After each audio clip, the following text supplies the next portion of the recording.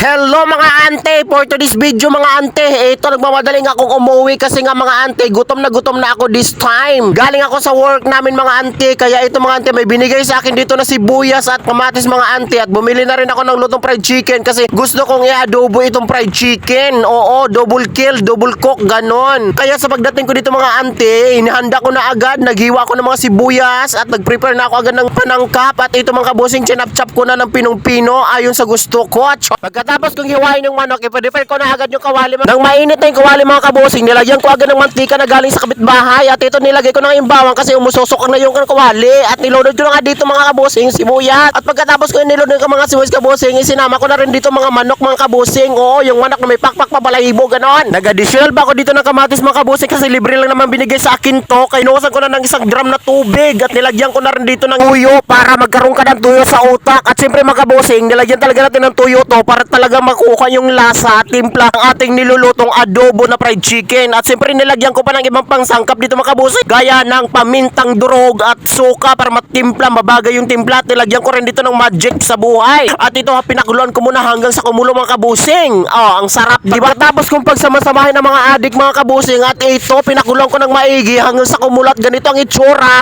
na pwede nang lamunin at pwede nang isaksak sa bunga mong malaki. At ito mga kabusing, kinalog-kalog ko muna dito kasi tiningnan ko kung tama ba, tinikman ko rin yung lasa kung tama ba talaga. At ito mga kabusing, hinain ko na kasi gutom na, lumalaki ng aking mata. At syempre mga kabusing, hinanda ko na yung sarili ko dyan kasi gusto ko na talagang lumamon sa kakagutuman ng sarili ko. At hinanda ko na yung kanin, isang binghadong kanin mga kabusing.